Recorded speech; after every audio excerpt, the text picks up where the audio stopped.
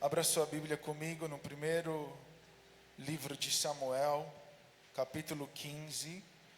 Nós vamos ler o versículo 22 e também o versículo 23.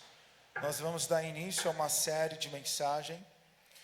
Não vamos conseguir finalizar tudo hoje, amém? Mas provavelmente semana que vem e depois ainda na outra semana vamos tentar dividir em 3 partes essa mensagem.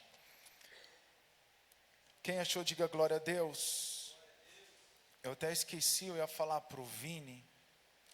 Eu ia abrir o meu esboço aí para vocês, para que vocês possam já ir procurando o e-mail, ou melhor, a passagem bíblica que nós iríamos usar, que vamos usar, amém? Então fica atento aí, tá bom? Para colocar a passagem certinha para a gente. 1 Samuel capítulo 15, versículo 22. Nós vamos ler também o versículo 23.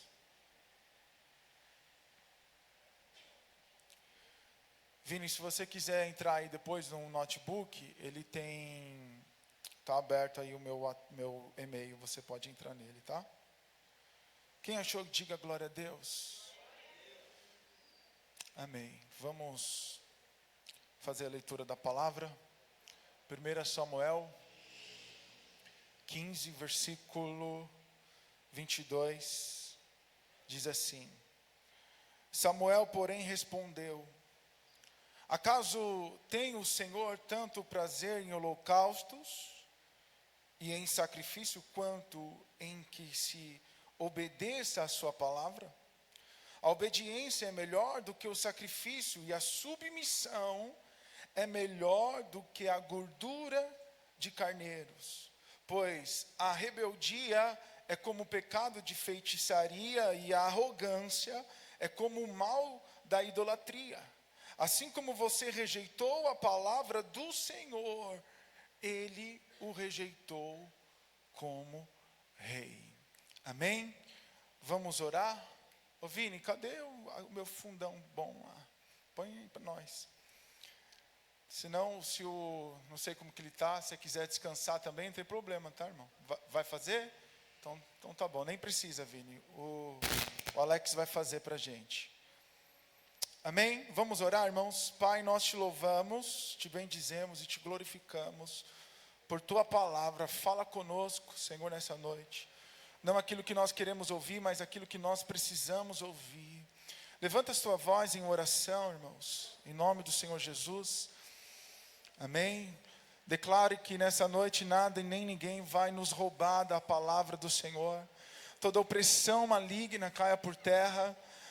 Toda operação de Satanás que se levanta para roubar a semente que vai ser lançada em nossos corações, caia por terra em nome do Senhor Jesus, meu Rei. Nós te louvamos, te bendizemos neste lugar, mas agora nós queremos ouvir, Senhor, a tua voz. Queremos ouvir, Senhor, a tua palavra. Fala conosco, Yeshua. Repreenda todo dardo inflamável do inimigo, toda seta maligna. Caia por terra em nome do Senhor Jesus. Nos leva cativo até o teu santuário, e de lá, Yeshua, emana as tuas palavras, meu Rei. Nós entregamos a tua igreja nas tuas mãos nesta noite, e assim nós oramos crendo em nome do Pai, do Filho e do Espírito Santo de Deus. Amém e graças a Deus. Amém. Dê uma salva de palmas pela palavra do Senhor Jesus. Dê para mim de presente a sua atenção. Não converse, não ande na igreja. Ouça hoje a palavra do Rei. Amém. Aproveita, fala para o irmão que está do seu lado aí. Fala assim para ele: mais do que adoração.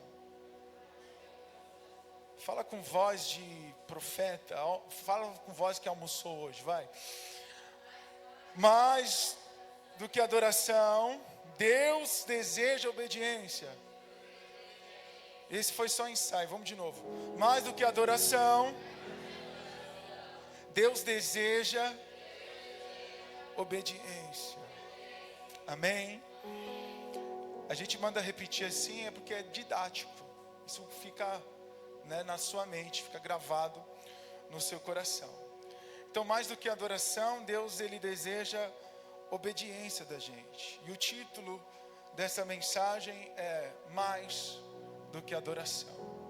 E como eu disse, nós vamos nos aprofundar nessa mensagem, talvez 2 ou mais domingos aqui, vamos falar sobre obediência. Amém, irmãos? É bom adorar, é gostoso, é maravilhoso, irmãos. Estar num ambiente de adoração, estar debaixo da unção de Deus é muito bom, é maravilhoso, irmãos. Deus opera milagres, opera cura, Ele toca de uma forma diferenciada em nossos corações. Geralmente aquele que está assim afastado do Evangelho, ou até mesmo aquele que ainda não aceitou o Senhor Jesus, o louvor, o ambiente da adoração tem o poder de cativar o coração dessa pessoa, tem um poder de tocar no sentido dela, né? A verdade é que a música, ela transcende o nosso raciocínio. Por isso que muitas vezes, e sem querer, querendo, né, irmãos, como chave, às vezes você ouve aquela música, seja até ela secular, mas é algo que pega. Daqui a pouco você está repetindo, você ouviu na rádio, você ouviu numa programação, você ouviu num comercial. Não porque você ouve música secular, mas porque passou naquele momento, você ouviu, parece que aquilo ficou gravado no seu pensamento. Por quê? Porque a música tem esse poder de transcender, de ir no profundo da nossa alma. E a verdade é que é muito bom nós estarmos nesse ambiente onde nós estamos adorando ao Senhor, glorificando o seu santo nome. E esse é um ambiente que eu desejo, eu quero estar, assim como Davi ele dizia, né? Estarei na casa do Senhor todos os dias para contemplar a sua formosura, para aprender com Ele em seu templo. E uma coisa só ele dizia que era necessária, e ele buscaria todos os dias da sua vida, que era estar nesse ambiente de adoração. E Davi era um adorador, irmãos. Só que a pergunta é: você tem obedecido à palavra de Deus? Porque mais do que adoração, Deus, Ele deseja obediência. Olha o que Jesus ele disse para os religiosos da sua época, aqueles que frequentavam a igreja, aqueles que iam nas suas sinagogas, aqueles que faziam todos os seus rituais tradicionais. Ele disse: este povo me honra com os seus lábios, mas com o seu coração está longe de mim. O que eu entendo, irmãos, o que a palavra de Deus nos ensina, nós entendemos que o coração de alguém que está próximo de Deus é alguém que anda debaixo de obediência, e obediência à sua palavra.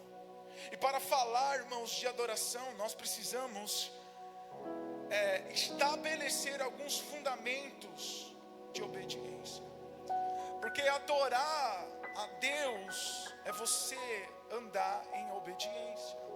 Mateus capítulo 28, versículo 19, a palavra de Deus diz assim: portanto, vão e façam discípulos de todas as nações, batizando-os em nome do Pai, do Filho e do Espírito Santo.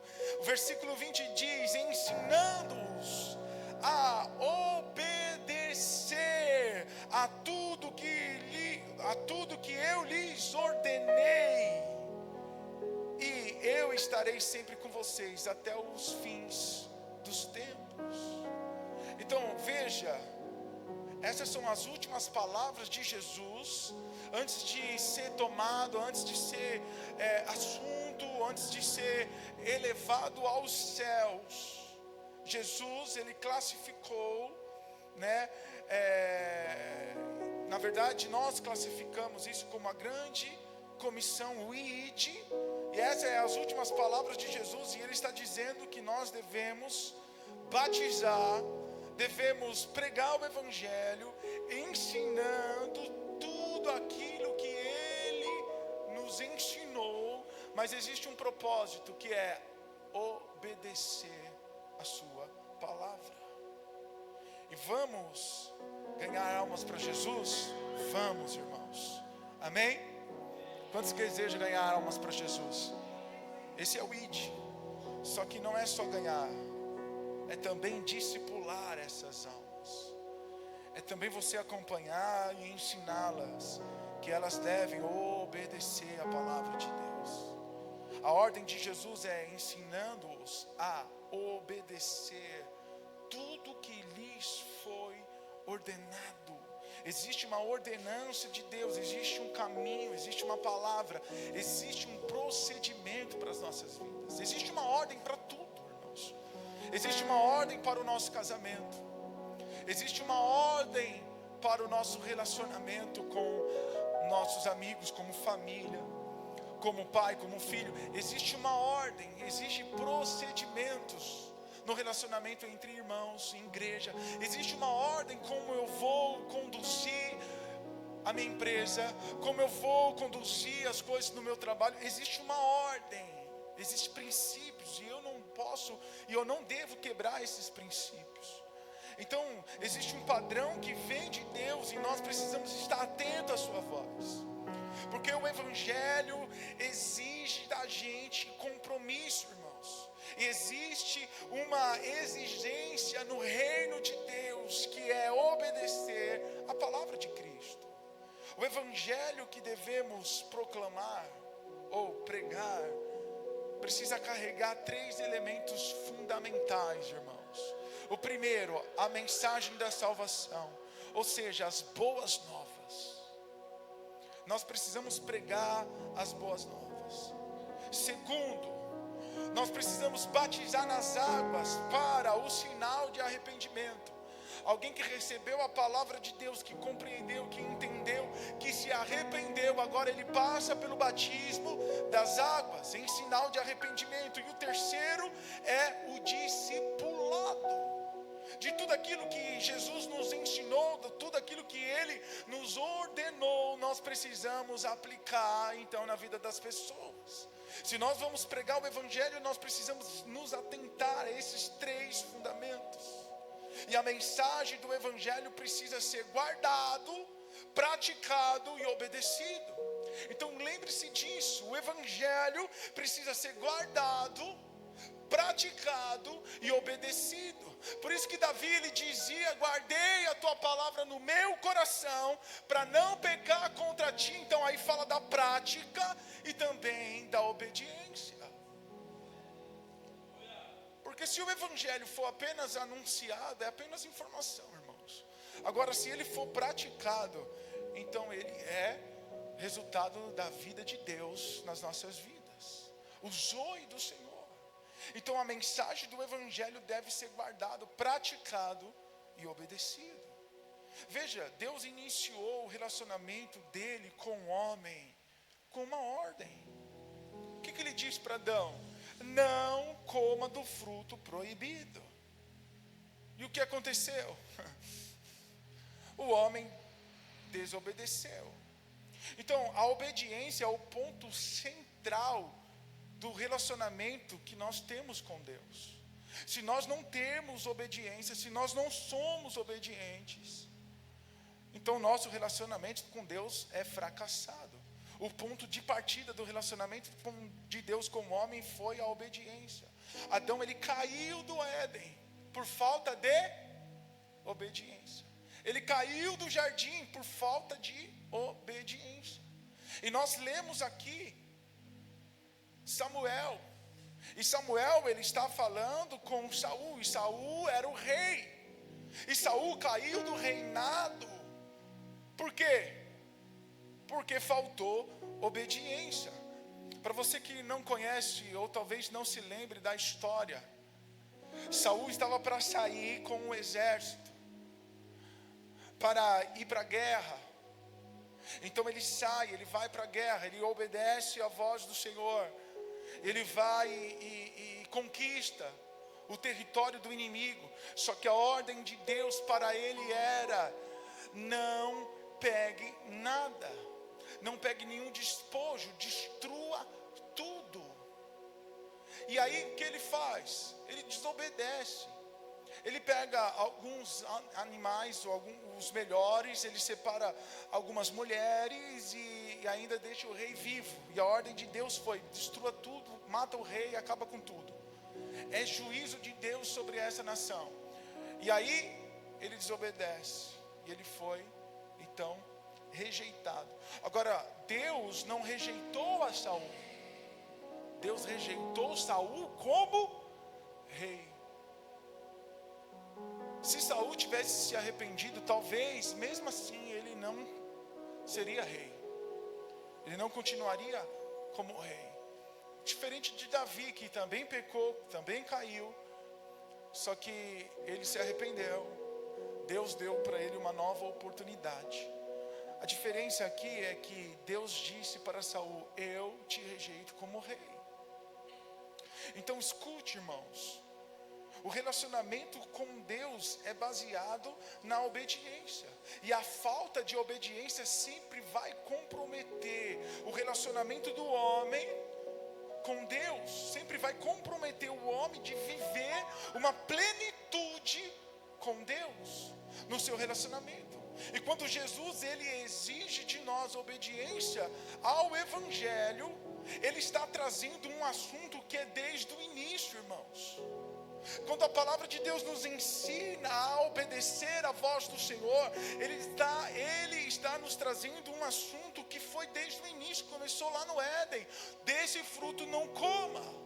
E olha que o apóstolo Paulo fala em Romanos, capítulo 5, versículo 19: logo assim como por meio da desobediência de um só homem, muitos foram feitos pecadores, está falando lá do passado de Adão, assim também por meio da obediência de um único homem, muitos serão feitos justos. Então nós vemos aqui que a obediência é o X da questão, é o cerne da questão. E pregar sobre a obediência não traz ibope, irmãos, eu sei disso. Pregar sobre obediência é um assunto chato, é um assunto que as pessoas não querem ouvir, é um assunto que é banalizado. Já vai lá o beata, já vai o fanático, lá vai o religioso, e as pessoas confundem religiosidade com santidade. E religiosidade é uma coisa, irmãos, agora viver em santidade é outra coisa. Religiosidade é quando alguém quer impor sobre a sua vida o modo de vida que ela pensa ser boa. Agora, santidade é você viver a vida que Deus está propondo para nós. Por isso que aquele que tenta ganhar a sua vida vai perder, mas aquele que perde a sua vida por amor à sua obra. E a obra aqui, irmãos, não está falando do nosso chamado evangelístico, da pregação, do cantor, não. Está falando de obras manifestas de justiça. Quem perde a sua vida para manifestar a verdade de Deus, quem perde a sua vida, os seus desejos, as suas vontades, os seus sonhos, para fazer o que Deus deseja, para fazer o que Deus anseia para nós. E o que me parece é que as pessoas estão se apoiando na obediência de Cristo, e que elas não têm mais deveres algum, porque Jesus, Deus entregou o seu Filho, e Ele morreu na cruz, Ele foi obediente até a morte, Ele foi fiel ao Senhor, e agora temos a graça, e pela graça de Deus, agora nós somos salvos e não temos mais deveres. E por meio da obediência de Jesus seremos feitos justos. Mas essa não é toda a verdade, irmãos. Interpretam a Bíblia de forma errada, ou no mínimo de uma forma conveniente, para que elas possam continuar pecando, para que elas possam continuar errando e não se submeter à vontade de Deus. 2 Coríntios capítulo 11, Paulo ele dizia: o que eu receio e o que eu quero evitar é que, assim como a serpente enganou Eva com astúcia, a mente de vocês seja corrompida e se desvie da sua sincera e pura devoção a Cristo. O que Paulo estava falando em outras palavras? Ele estava dizendo o seguinte: Jesus restaurou a obediência, e por meio agora da restauração, Satanás se levante novamente e te engane as pessoas, engane o homem novamente. Esse era o receio. O receio de Paulo era que, da mesma forma que Satanás enganou Eva, enganou Adão, ele nos engane agora, numa nova vida que nós vivemos em Cristo Jesus, e que nós possamos, e assim a gente possa fugir da sincera e pura devoção a Cristo, que se baseia na obediência à palavra de Deus. Infelizmente, a história tem se repetido, irmãos. Infelizmente, Satanás enganou Eva e continua enganando muitos cristãos, porque o homem, ele é atraído por aquilo que classificamos como desobediência. E parece que o errado é gostoso, não é? Parece que aquilo que é errado é mais gostoso. Não era assim, irmãos? Não era assim quando você namorava? O cara namorava, fazia tudo errado. Casou, agora não quer fazer mais nada de errado com a esposa, agora que é certo. Não é verdade? Agora que é certo pode fazer, e agora que, né, não quer fazer.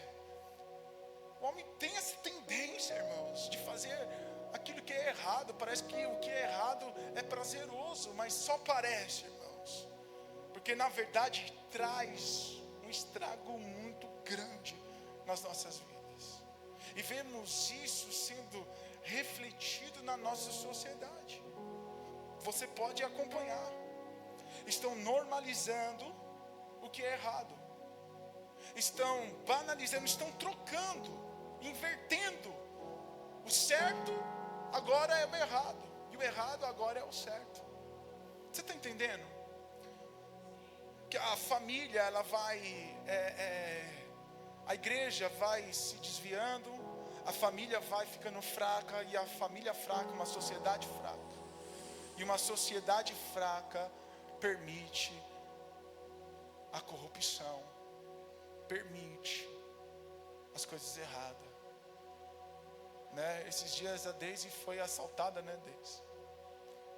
E assaltaram a Deise, levaram o celular dela. Meu Deus, a Deise foi morar lá no meu bairro recentemente. Eu falei para ela: Deise, lá é tranquilo. Foi assaltada lá no bairro de casa. Falei: meu Deus. Só que aconteceu, os ladrões foram pegos. Uma morreu, trocaram tiro com a polícia, o outro foi preso. E aí depois a Deise veio contar para a gente: pastor, você acredita que estão fazendo passeata em favor do preso, daquele que morreu? Estão criticando a polícia. Meu Deus, como que uma sociedade hoje estão aplaudindo os ladrões? E eu vou falar para você, porque nós vibramos com Netflix na La Casa de Papel, não é verdade? Estamos torcendo para os ladrões. Então essas coisas vai enfraquecendo a sociedade, vai enfraquecendo. Nós conseguimos ver isso claramente. Satanás tem invertido no pensamento das pessoas o que é certo e o que é errado, irmãos. Infelizmente temos como doutrina cristã, né, abandonado alguns princípios, irmãos. E isso é muito claro para nós. A igreja está indo para o mesmo caminho, quando não se compromete com a verdade da palavra de Deus. E o que nós temos como doutrina bíblica sobre obediência é muito claro, irmãos. E eu quero destacar a obediência com a salvação, fazer um relacionamento, uma relação com salvação e obediência. Porque se nós não formos obedientes, nós não seremos salvos. Romanos capítulo 15, versículo 18. Olha o que a palavra de Deus diz: não me atrevo a falar de nada, exceto daquilo que Cristo realizou por meu intermédio, em palavras e em ação, a fim de levar os gentios a obedecerem a Deus. Então Paulo, ele define o seu ministério da seguinte maneira: eu preguei o evangelho com palavras e sinais, a fim de quê? A fim de levar as pessoas a obedecerem a Deus. Esse é o propósito. É ser obediente à palavra de Deus. Ele não disse que conduziria as pessoas para a igreja na sua pregação. Na sua pregação, ele não estava falando que levaria as pessoas a uma fé ou a salvação. Não. Ele estava dizendo que conduziria as pessoas a viver debaixo de obediência. Nós devemos levar as pessoas a obedecerem, irmãos. Do que adianta ter uma igreja cheia de pessoas vazias? Do que adianta ter igrejas enormes, mas as pessoas não estão debaixo de obediência? As pessoas que estão nos ouvindo, está entrando de um lado, saindo pelo outro, porque não está tendo resultado. E se a palavra não está tendo resultado, irmãos, ou a mensagem não é o evangelho, ou as pessoas estão com seus ouvidos fechados para ouvir a voz do Senhor. E são tempos penosos e difíceis, irmãos, mas eu acredito na restauração de todas as coisas.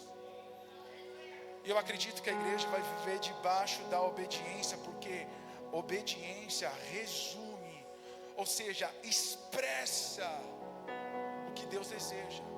Tudo que Deus deseja de mim e de você é obediência. Olha que Pedro declara na sua primeira carta de Pedro, capítulo 1, versículo 22. Agora que vocês purificaram as suas vidas pela obediência à verdade, visando ao amor fraternal sincero, amém, sinceramente uns aos outros de todo o coração. Então Pedro está dizendo que agora vocês que se purificaram, e essa purificação veio pela obediência à verdade. Como que se purifica, pastor? Pela obediência à verdade de Jesus. Pastor, eu achei que era o sangue de Jesus que me purificava. Pastor, eu achei que foi a morte de Jesus lá na cruz que me purificava. Não, irmãos, não, porque se fosse assim, era para todos serem salvos, para que todos pudessem experimentar a salvação. E esse é o desejo de Deus, que todos sejam salvos, mas nem todos serão salvos. Por quê? Porque a salvação está relacionada à obediência. Agora, a obra de Jesus na cruz é uma obra de redenção e não de santificação, porque quem se purifica somos nós, através da palavra de Deus. A verdade é que existe alguns irmãos esperando algum movimento do céu, assim, né, meio que um passe de mágica para tocar na vida deles, no sobrenatural, e do dia para a noite eles serem purificados. Pastor, eu mudei de vida assim do nada. Não, irmãos, não é do nada. A luz do justo é como a luz da aurora, vai brilhando até chegar o seu dia perfeito. Nós precisamos na verdade, lutar para viver a verdade de Deus, viver o propósito do Senhor. Pastor, então quer dizer que o Senhor está dizendo, né, que o sacrifício de Jesus foi em vão? Não, não é isso, e nós vamos nos aprofundar nisso mais para frente. Mas escute, Jesus, ele disse para Pedro, quando ele pediu para lavá-lo por inteiro, lavá-lo por completo, o seu corpo inteiro. E aí Jesus responde para Pedro, naquela ocasião que ele estava lavando os pés de Jesus antes de ir para a cruz. Jesus diz para Pedro: quem já se banhou não precisa lavar o corpo inteiro, apenas os pés, porque o teu corpo já está limpo, vocês estão limpos, né? Então, na verdade, em outras palavras, Jesus ele está dizendo: vocês estão aprendendo com as minhas palavras a obedecer, vocês estão sendo purificados, então vamos lavar os seus pés agora por enquanto. E olha o que Jesus ele disse aos seus discípulos em João capítulo 15: vocês já estão limpos pela palavra que lhes tenho falado. Ou seja, você é limpo, você é purificado por ouvir a mensagem da palavra de Deus e praticar essas palavras. Vamos pensar assim, irmãos, vamos ter isso em mente. Jesus ele veio para os seus, que é os israelitas, mas os seus não o aceitaram. E por que não aceitaram? Porque o povo de Israel não obedeceu os mandamentos de Jesus, não quiseram ouvir a sua voz.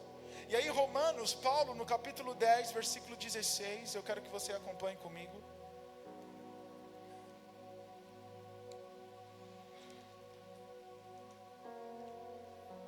Romanos capítulo 10, versículo 16, diz assim: no entanto, nem todos os israelitas aceitaram as boas novas, ou seja, obedeceram o evangelho, porque boas novas é o evangelho. Se você não aceita, você não obedece. Pois Isaías diz: o Senhor, quem creu em nossa mensagem? Consequentemente, a fé vem por ouvir a mensagem, e a mensagem é ouvida mediante a palavra de Cristo. Mas eu pergunto, eles não ouviram? Claro que sim. A sua voz ressoou por toda a terra, e as suas palavras até o confim do mundo, até os confins do mundo. Novamente pergunto, será que Israel não entendeu? Moisés foi o primeiro que lhe disse: farei que tenha ciúmes de quem não é meu povo. Eu os provocarei a ira por meio de um povo sem entendimento. E Isaías diz ousadamente: fui achado por aqueles que não me invocaram, revelei-me àqueles que não perguntavam por mim. Mas a respeito de Israel ele disse: o tempo todo estendi as mãos a um povo desobediente e rebelde. Por que o povo de Israel não aceitou Jesus? Porque foram desobedientes e rebeldes à sua palavra. Porque se o povo tivesse realmente ouvindo a voz de Deus e as instruções da palavra, receberia Jesus como Messias, mas não o receberam na sua totalidade, porque eram apenas religiosos, eram apenas frequentadores de igreja, eram apenas pessoas que colocavam um cargo de responsabilidade na vida das outras, mas não tinha sequer a responsabilidade de mover uma agulha no meio da palha. Eram pessoas apenas de aparência, que honravam com a boca, mas o coração estava longe. Agora escute, se nós não ouvirmos a palavra de Deus, não seremos limpos, não teremos fé e não seremos obedientes, irmãos.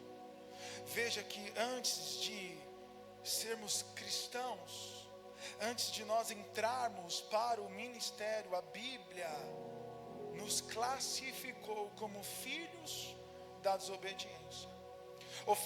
Efésios capítulo 2, versículo 1: vocês estavam mortos em suas transgressões e pecados, nos quais costumavam viver, quando seguiam a presente ordem deste mundo e o príncipe do poder do ar, o espírito que agora está atuando nos que viviam na desobediência. Em outras traduções fala: espírito que agora atua nos filhos da desobediência. Então a Bíblia classificou a gente quando estávamos nas nossas transgressões como filho da desobediência. Olha o versículo 3. Anteriormente todos nós também vivíamos entre eles, satisfazendo as vontades da nossa carne, seguindo os seus desejos e pensamentos. Como outros, éramos por natureza merecedores da ira. Então aqui Paulo ele pontua que nós temos um problema de natureza. Já nascemos no pecado. E ele mostra que essa condição de natureza, humana, ele mostra para nós, ele mostra que essa condição de natureza nos faz andar no sentido oposto do desejo de Deus, ou seja, rebeldia, irmãos. E ele fala que Satanás, ou seja, o príncipe do poder do ar, encontrou legalidade por nós atuarmos nesses lugares pecaminosos, vivendo debaixo de desobediência. E ele classificou essas pessoas como filhos da desobediência. E agora, essa condição era antes da conversão. Depois da conversão, nós devemos ser chamados de filhos da obediência, irmãos. O problema é que existem muitos convertidos sendo chamados de rebeldes, sendo chamados de desobedientes. Eles pensam que serão salvos. Eles pensam. E o problema de você pensar ser alguma coisa é que você não faz nada para mudar. A igreja de Apocalipse, a Laodiceia, estava nessa condição. Pensava ser rica, pensava ser boa, pensava ser, mas ela não era. E Deus estava dizendo para ela: se arrependa, estou à porta e bato, se arrependa. E a verdade é que nós precisamos levar a igreja da atualidade para este lugar de arrependimento. E a salvação sempre estará ligada com a obediência, irmãos. Depois da conversão temos uma nova classificação, e Pedro falou isso para a gente na sua primeira carta, capítulo 1, versículo 14 até o 16. Olha que a palavra de Deus diz: como filhos obedientes, não se deixem amoldar pelos maus desejos de outrora, quando viviam na ignorância. Mas assim como é santo aquele que vos chamou, sejam santos vocês também em tudo o que fizerem, pois está escrito: sejam santos, porque eu sou santo. Sabe o que me chama a atenção aqui nessa passagem, irmãos? É que Pedro está dizendo: sejam santos em tudo o que fizer. Não dá para ser santo só em uma parte, não dá para ser santo só em uma questão, não. Tem que ser santo em tudo, irmãos. Agora, que nós somos filhos da obediência, não podemos de forma alguma, irmãos, nos amoldar, ou seja, ter a mesma forma do mundo. Podemos mais ser desobedientes, irmãos. E eu não estou falando que nós não vamos errar. Eu estou falando que quando nós errarmos, nós vamos nos arrepender. Eu estou falando que quando nós errarmos, nós não vamos aceitar, irmãos. Nós não vamos aceitar. Eu estou falando de um tempo que a igreja vai viver, irmãos, se oferecendo como um sacrifício vivo, no altar do Senhor, um sacrifício vivo e santo, agradável a Ele, que não tenha a forma do mundo, mas antes, pela renovação do seu pensamento, está provando da boa, da agradável e da sua perfeita vontade. Eu estou falando de um tempo que a igreja vai devoltar ao Senhor de pureza de coração e de sinceridade, irmãos. E quando cair e pecar, vai se lamentar, vai chorar, vai rasgar as vestes, vai colocar a boca no pó, vai se deitar sobre a cinza, vai jejuar, aleluia, vai se consagrar, vai gritar ao Senhor: poupe o teu povo, Senhor. Estou falando de uma igreja que vai se dedicar para viver a profundidade da palavra, irmãos. A igreja entrou num lugar de moda, e é moda, irmãos. Igreja preta, luzes, quanto maior for, mais famoso for, né? Mais coisas acontecem. Só que esquecem, irmãos, e eu não estou generalizando, amém? Um dia nós seremos uma igreja grande, só que eu não quero ser só uma igreja grande, eu quero ser uma grande igreja. Mas nós precisamos cuidar do coração delas, precisamos cuidar das pessoas, irmãos, e levar as pessoas a viver debaixo de obediência expressa,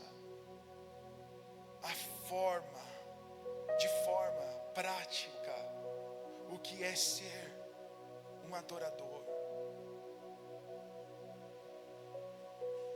Obediência expressa de forma literal o nosso coração para Deus, irmãos.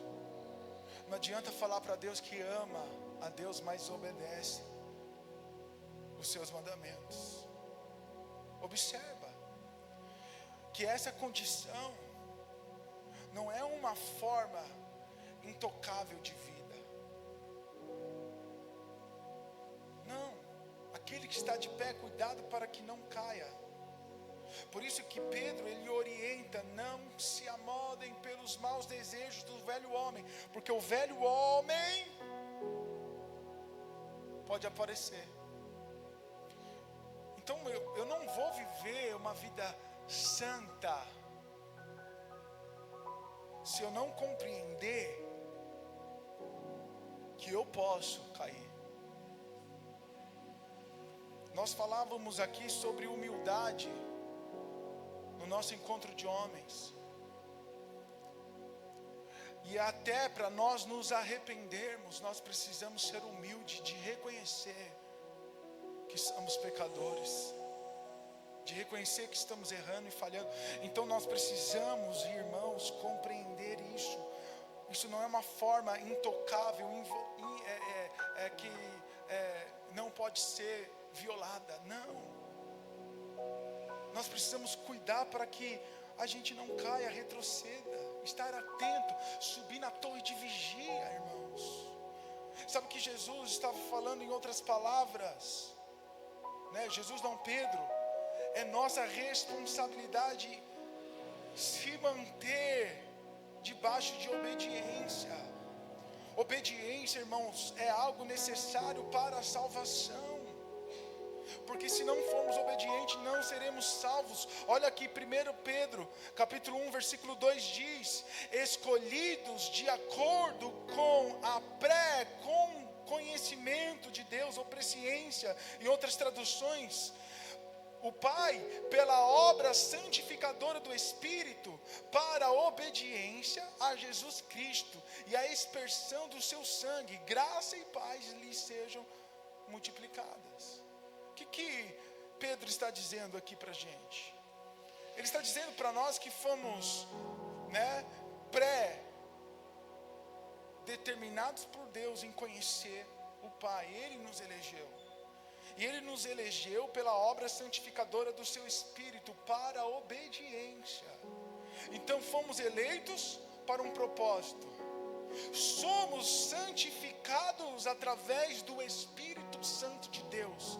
E nas outras mensagens nós vamos falar da ação poderosa do Espírito Santo de Deus em nossas vidas para nos manter obedientes. Então, fomos eleitos para um propósito, somos santificados pelo Espírito Santo de Deus, e pelo meio, ou pelo qual somos santificados para viver debaixo de obediência, irmãos. Por isso que Pedro dizia, para a obediência de Jesus. E aí ele complementa dizendo, a expersão do seu sangue. O que significa isso, pastor? Aspersão do sangue de Jesus significa o perdão do pecado. A palavra de Deus diz que o Velho Testamento é a sombra daquilo que estava por vir. Ou seja, era apenas uma figura daquilo que aconteceria depois no ministério do Espírito Santo de Deus através de Cristo. Então o que acontecia lá nos rituais para perdão de pecado? As pessoas levavam um cordeiro que representava o Cristo. Aquele cordeiro, ele era morto, imolado. O sacrifício fala de imolar, de matar. E pegava o sangue daquele cordeiro e fazia a aspersão para o perdão de pecado. Então a aspersão é exatamente isso, o perdão do pecado. E aí Pedro, ele faz essa correlação de obediência e perdão de pecado. Obediência está interligada com a salvação, irmãos. Hebreus capítulo 5, versículo 9, a palavra de Deus diz assim: e uma vez aperfeiçoado, tornou-se fonte eterna de salvação para todos o que lhes obedecem. Quem é essa pessoa que o autor de Hebreus está dizendo aqui? É Jesus. Ele se tornou a fonte eterna de salvação. Jesus é uma fonte de salvação. Só que não é para aqueles que nele crêem, irmãos. É para aqueles que lhe obedecem. Não adianta crer. Não basta apenas crer. Nós precisamos obedecer. Você pode se questionar mais, pastor, a salvação, pela fé, ou seja, é crer, é um dom gratuito que vem de Deus, não é pelos nossos méritos. Sim, irmãos, 1000 vezes sim, mas a mesma Bíblia que faz a relação entre fé e salvação, também faz a relação entre fé e obediência. Romanos capítulo 1, versículo 5, por meio dele e por causa do seu nome recebemos graça e apostolado para chamar dentre todas as nações um povo para a obediência que vem pela fé. Fomos chamados para pregar o evangelho em todas as nações, dentre eles pessoas para a obediência que vem através da fé. Amém? Romanos capítulo 16. Paulo ele fala novamente sobre esse assunto lá no final. Romanos 16, versículo 25. Ora, aquele que é poderoso para vos confirmar segundo o meu evangelho e a pregação de Jesus Cristo, conforme a revelação do ministério, guardado em silêncio nos tempos eternos. Versículo 26. E que agora se tornou manifesto e foi dado a conhecer por meio das escrituras proféticas, segundo o mandamento do Deus eterno, para obediência por meio da fé entre todas as nações, ao Deus único e sábio, seja dada glória por meio de Jesus Cristo pelos séculos dos séculos. Amém. Então Paulo está dizendo que existia um plano que estava secreto, que agora foi revelado a respeito de Cristo, amém, irmãos, que estava em oculto, mas agora foi revelado a nós, através dos seus mandamentos eternos, para a obediência da fé. Então não é apenas crer, é obedecer. Porque se você crê e não obedece, você, na verdade, irmãos, não tem fé alguma. Então nós vemos que a fé é por meio da obediência. E por pensar assim, a fé ela tem uma convicção, a fé ela tem uma visão e a fé ela tem obras. Repete comigo, só para ficar gravado. Fé tem uma confissão. Fé tem uma visão. Fé tem uma obra. Amém, irmãos?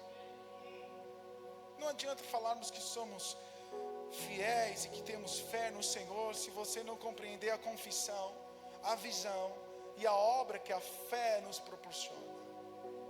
Então eu faço uma declaração de fé, né? Aquele que confessar com a sua boca e crer no seu coração que Ele é Senhor. Então eu faço uma declaração de fé.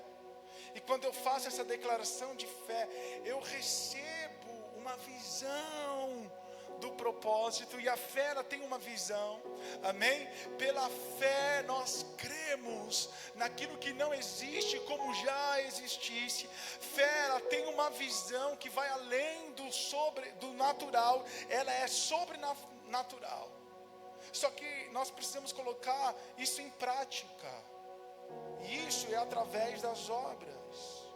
Infelizmente, uma boa parte dos cristãos hoje tem confundido a declaração de Paulo em Efésios 2, versículo 6, né? Aquela passagem, né? Porque pela graça sois salvos mediante a fé, isso não vem de vós, é dom de Deus, amém? Não de obras, para que ninguém se glorie, pois somos feituras dele, criados em Cristo Jesus para as boas obras. Só que as pessoas confundem e interpretam da forma errada. O que acontece é que nessa passagem Paulo está dizendo que não podemos substituir as nossas obras pela fé, como o alicerce da salvação. O alicerce da salvação é nós crermos nele. Agora, isso não remove de nós a nossa responsabilidade, irmãos, de praticar as obras. Pois ele mesmo disse, pois somos feitos, criação dele, para as boas obras. Você não foi salvo pelas suas obras, mas você foi salvo mediante a fé para viver as boas obras. Era isso que Paulo estava dizendo. E aí nós, né, na teologia de tudo na teologia que tudo pode fazer, a hipergraça, pode fazer o que você quiser, você já está salvo mesmo, né? Já tem alguns predestinados a isso, então mete bronca. Não é isso. O diabo é astuto e ele tem confundido muito a mente das pessoas. Não somos salvos pelas obras, mas fomos salvos para estabelecer obras, irmãos. E essas obras é de justiça. Por isso que Apocalipse, lá no finalzinho, vai dizer: quem que vai casar com o noivo? A noiva está se aprontando e ela está pronta. Quem é a noiva? Aquelas que se ataviaram de linho fino. E o que é o linho fino? Atos de justiça. Se nós não estabelecermos atos de justiça com as nossas obras, a nossa obra, a nossa fé é morta, irmãos. Se nós não estabelecemos justiça, não adianta falar que é crente, não adianta falar que é evangélico, não adianta falar que vai para a igreja, porque obras é consequência da nossa fé em submissão à vontade de Deus. Olha aqui Tiago capítulo 2, versículo 14, e é um pouco extenso essa leitura, e eu faço questão de ler junto com você.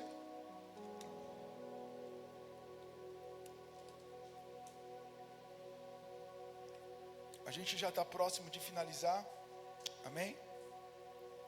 Tiago 2, versículo 14 diz assim: de que adianta, meus irmãos, alguém dizer que tem fé se não tem obras? Acaso a fé pode salvá-lo? Espera aí. Isso aqui é uma contradição do texto que nós acabamos de ler em Efésios, que Paulo fala que somos salvos pela fé e não pelas nossas obras.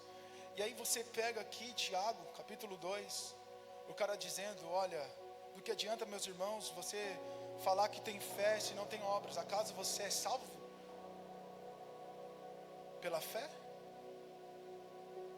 Não é contraditório? É que na verdade não é. Ela só precisa da interpretação correta, e uma se encaixa na outra. Aliás, tem dados, isso não é algo concretizado, é que Martinho Lutero, aquele que pregou as teses sobre salvação na porta da igreja católica, que pregava que tinha que passar pelo purgatório para ser salvo e fazer tudo aquilo, o cara que pregou aquelas teses, quando ele lê Tiago, ele falava assim, esse livro de Tiago precisa ser arrancado, esse livro de Tiago aqui não faz sentido. Não sei se isso é uma verdade, mas tem alguns dados, alguns relatos que Martinho Lutero queria tirar essa passagem da Bíblia. É que na verdade não compreendia. Olha que a sequência do capítulo diz no versículo 15: se um irmão ou irmã estiver necessitado de roupas, do alimento de cada dia, e um de vocês lhe disser, vá em paz, aqueça-se e alimente-se até satisfazer-se, sem porém lhe dar nada, de que adianta isso? Assim também é a fé. Por isso, por si só, se não for acompanhada de obras, está morta. Mas alguém dirá, vocês têm fé, eu tenho obras. Mostra-me a tua fé sem obras, e eu lhe mostrarei a minha fé pelas obras. E aqui é o ser da questão. Exatamente o que Paulo estava dizendo, que as obras vinham através da fé, a fé que lhe dava salvação. E Tiago, ele está dizendo, olha, mostra-me a sua fé sem obras, que eu vou mostrar minhas obras pela fé. E o que é fé? É você ouvir a voz de Deus e obedecer as suas palavras. E olha que ele dizia, vamos ler até o versículo 24. Você crê que existe um só Deus? Muito bem, até mesmo os demônios creem e tremem. Em outras palavras, sabe o que Tiago está dizendo? Ele está dizendo o seguinte, você pode crer, mas se você não tem obras, você está morto. Até o diabo crê, cara, e treme diante de Deus. Não basta crer, você precisa ter obras. Era isso que ele estava dizendo. Olha o versículo 20, insensato, quer certificar-se de que a fé sem obra é inútil? Não, foi Abraão, nosso antepassado, justificado por obras, quando ofereceu o seu filho Isaque sobre o altar? Você pode ver que tanto a fé como as suas obras estavam atuando juntas, e a fé foi aperfeiçoada pelas obras, cumprindo-se assim as escrituras que diz, Abraão creu em Deus, e isso lhe foi acreditado como justiça, e ele foi chamado amigo de Deus. Vejam que uma pessoa é justificada por obras e não apenas por fé. Não adianta falar que você crê em Jesus se as suas obras não condiz com quem Jesus é. Não adianta dizer que é crente, irmãos, se o seu comportamento não é de um pequeno cristão. A verdade é que esses maus comportamentos dos cristãos têm denegrido a imagem de Jesus. E tem muitas pessoas escandalizando o nome do Senhor. Mas isso também é bíblico, irmãos. A Bíblia fala que nos fins dos dias, escândalos viriam. Mas ela também fala, ai, daquele por quem os escândalos vierem. Ou seja, tem juízo para aqueles que desobedecem a palavra. Escute, irmãos.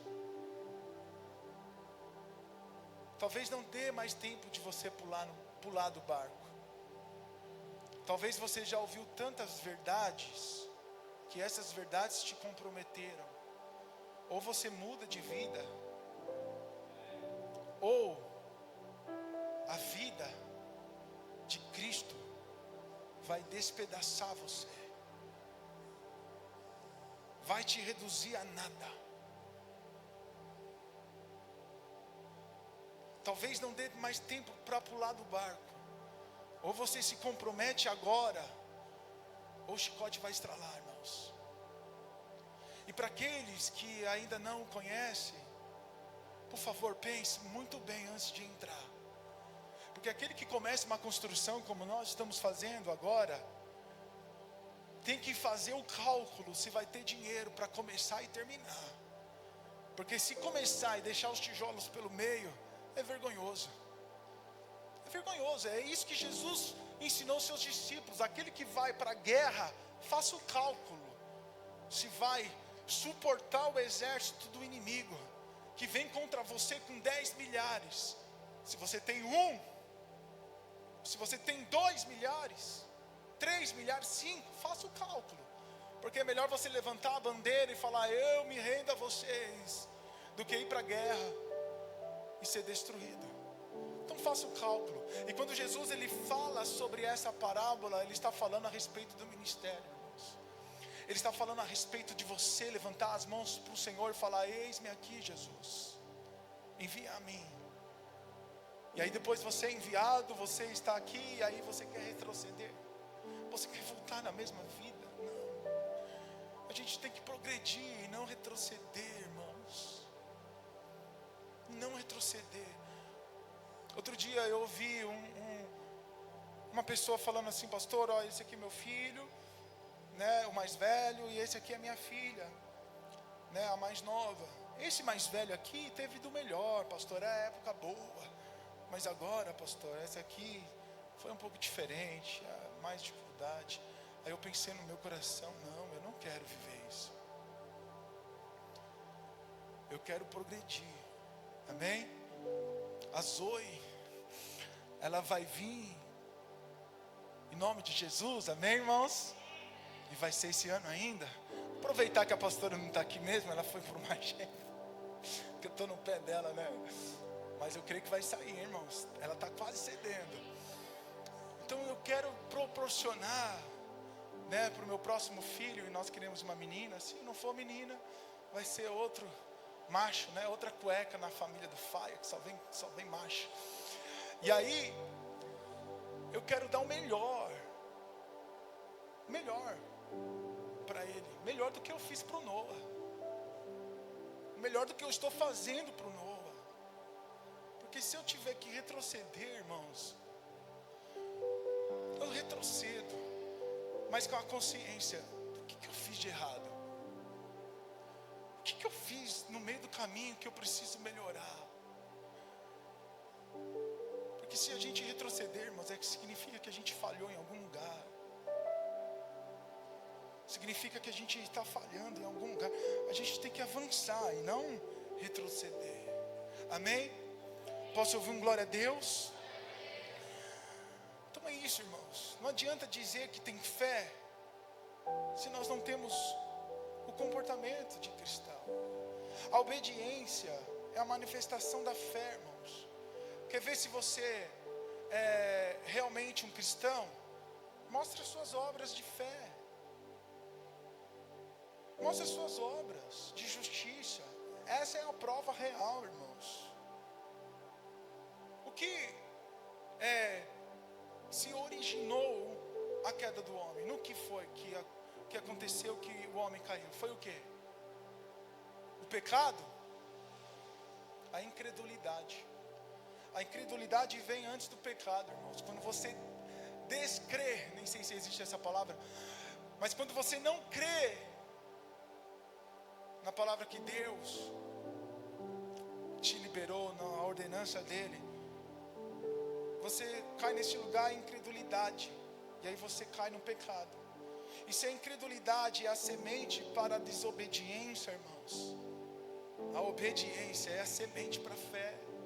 Quanto mais você obedece, mais a sua fé é aperfeiçoada. Foi isso que Tiago disse.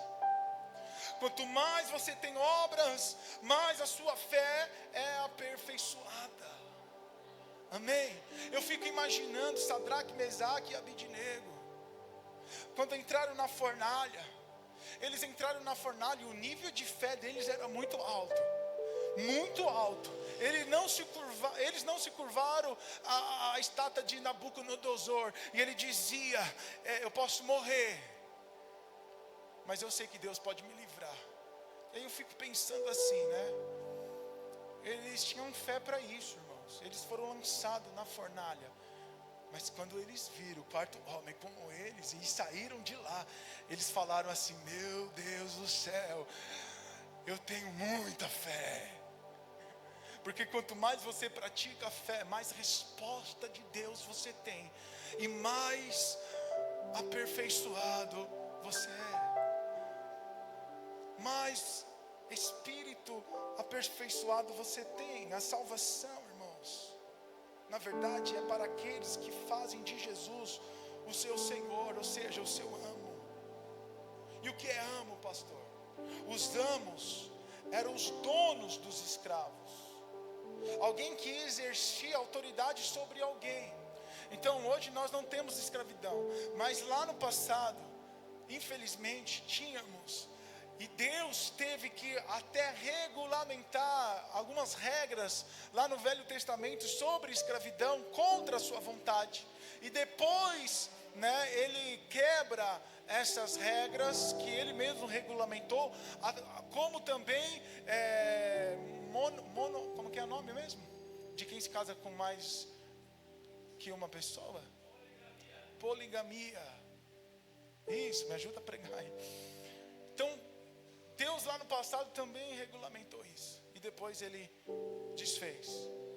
Mas a verdade é que os amos, ou seja, os donos de escravo, eles eram alguém que exercia autoridade sobre alguém. E este alguém vivia para satisfazer a vontade do seu Senhor. E quando a gente usa a palavra Senhor, para a gente hoje é meio pejorativo, né? Você chama o seu pastor de Senhor, você chama o seu professor de Senhor, você chama um policial de Senhor, um advogado, você chama alguém mais velho de Senhor. Mas naquele tempo, quando alguém era chamado de Senhor, é porque ele era dono de algum escravo. O seu escravo te chamava ele de Senhor, de amo. E Paulo entendeu isso. E quando Paulo ele entende isso, ele dizia, não sou eu mais quem vive, é Cristo que vive em mim, eu sou escravo dele. E olha que Lucas capítulo 6, versículo 46 diz, porque vocês me chamaram Senhor, porque vocês me chamam de Senhor, Senhor, e não fazem o que eu digo.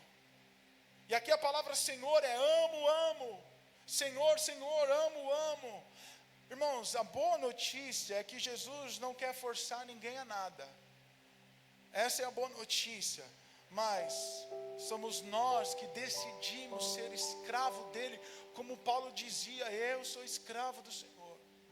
Eu não vivo mais para satisfazer as minhas vontades, mas a vontade daquele que me comprou com bom sangue, com um bom preço de sangue. E se você chama Deus de Senhor, se você chama Jesus de Senhor, se você chama Ele de amo, então por favor, irmãos, obedeça a sua palavra. Não chama o Senhor, mas não faz aquilo que Ele te ordena, porque isso é vergonhoso. E as consequências para aqueles que escutam a sua palavra, escuta a sua voz, é uma casa firmada sobre a rocha. Quando Jesus fala assim, Senhor, por que vocês me chamam de Senhor, Senhor, e não me obedecem? Aí ele acrescenta uma parábola, e ele fala daqueles que ouvem a voz do Senhor, mas não a pratica. Vem a tempestade e põe a casa por terra. Aí depois ele fala daqueles que ouvem e praticam, e a sua casa está sobre a rocha.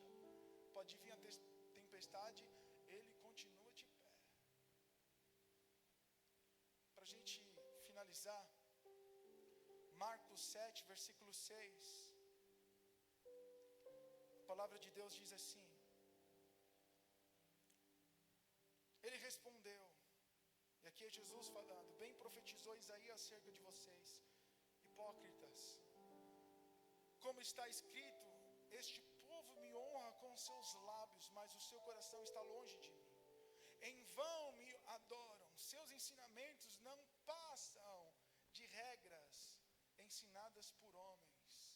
Vocês negligenciam os mandamentos de Deus e se apegam às tradições dos homens. Nós citamos isso no início, mas eu trouxe agora a mensagem aqui por completa, e eu quero que você se atenta neste ponto. Em uma adoração em vão. Já imaginou quanta, e é quanta aqui é na quantidade, já imaginou quanta adoração tem sido em vão em nossas gerações? Quantas pessoas têm se aproximado da igreja, do trabalho, das obras, mas tem sido em vão? Porque não tem obedecido a sua palavra. Uma geração que tem honrado a Deus com os lábios, é o que nós vemos, mas o seu coração está longe, muito longe de estar na presença dEle. E o diagnóstico para isso é muito fácil, irmãos. É a falta de sujeição. A falta de sujeição. A palavra de Deus diz assim: sujeitai-vos a Deus e resistir ao... Só que tem muito crente que quer resistir ao diabo, mas não se sujeita a Deus. Aí toma uma surra do diabo. Não, eu vou vencer o diabo, eu vou pegar ele na esquina. E aí ele vem com uma tentação que você não resiste. Você toma uma surra dele, porque você não tem se sujeitado a Deus. Antes de resistir ao diabo, você precisa primeiro se sujeitar a Deus. Então é mais do que a adoração que Deus deseja, irmãos. Deus, Ele deseja a obediência. Jesus, Ele estava dizendo para a religião dos seus dias, para a igreja dos seus dias: vocês estão negligenciando os mandamentos de Deus.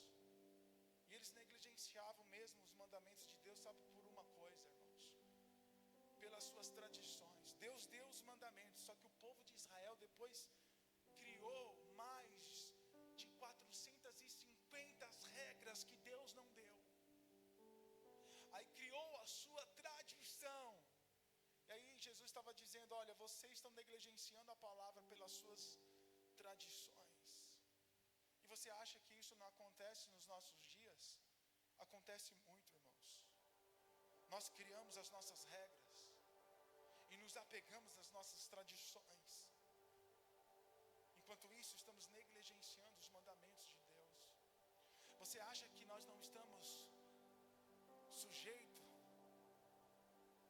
a viver as nossas tradições?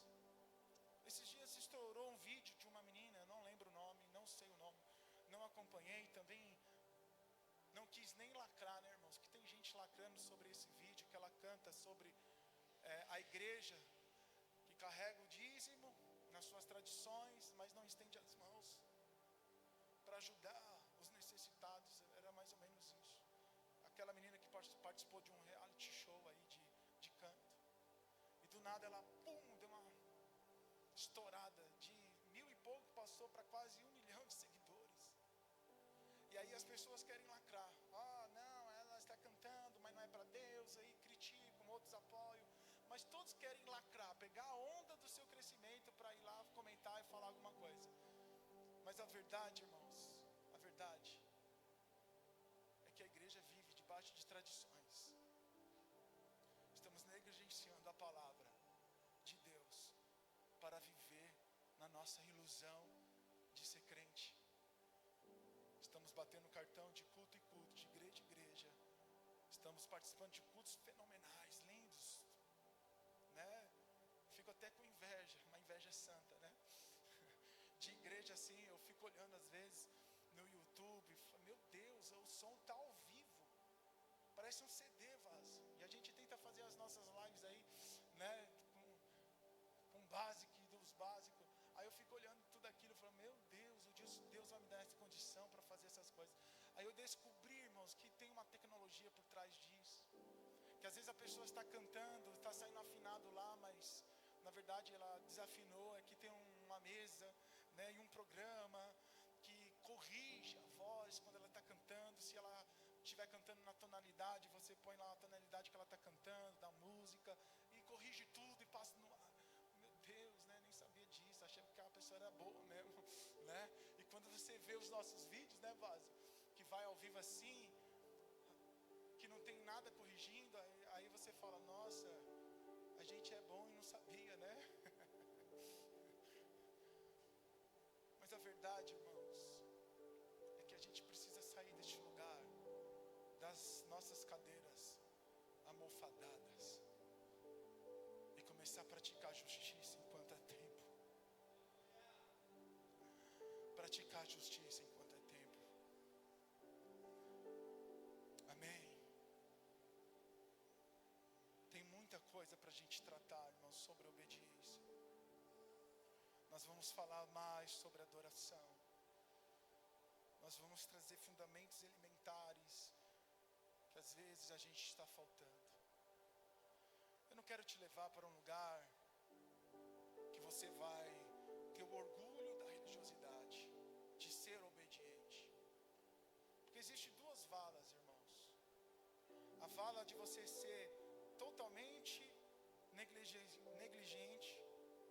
e existe a outra vala de você ser obediente, mas se orgulhar dessa obediência. E aí esse orgulho de ser obediente também é tratado como um pecado, como aquele que está sendo negligente. A proposta aqui não é te levar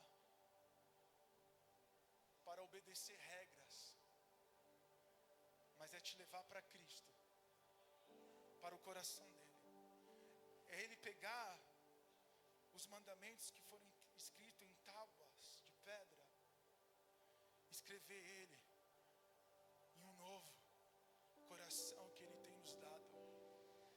Essa é a proposta do cristianismo e do evangelho. Que possamos nos levantar nesses últimos dias como uma igreja que anda debaixo de arrependimento, irmãos. E que possamos mostrar os frutos do nosso arrependimento. João Batista, que abriu o caminho do Senhor, ele pregava contra os fariseus religiosos dos seus dias.